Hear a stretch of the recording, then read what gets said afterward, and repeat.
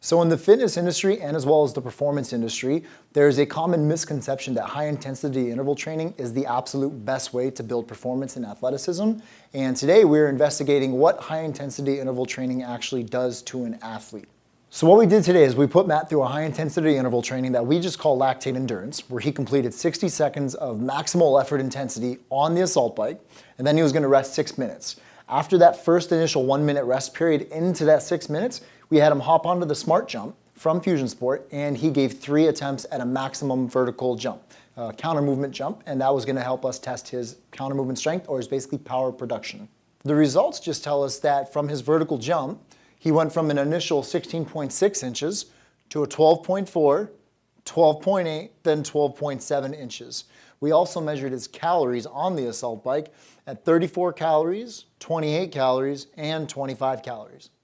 So what we can conclude from these results are that 1, high intensity interval training will drop power output in regards to your vertical jump immediately afterwards. And when done a long time or throughout weeks and weeks of training, you can actually drop athleticism because they're constantly fatigued. But when it comes to fitness, when we look at power output dropping, in fitness, 34 calories to 28 calories to 25 calories is what we would call being dampened essentially.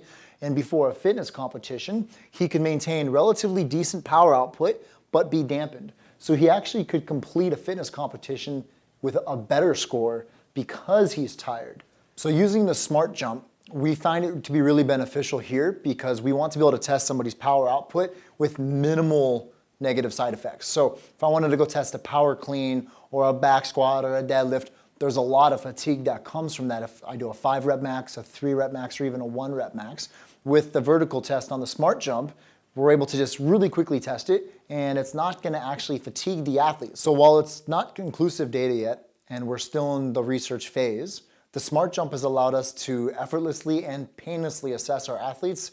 And the data now is suggesting that high intensity interval training, even though it flies in the face of the misconception in the fitness industry, is not the best way to actually train athletes. But aerobic work and using mixed modal types of aerobic work is the most optimal way to build athleticism, resiliency, and the ability to recover from high intensity efforts.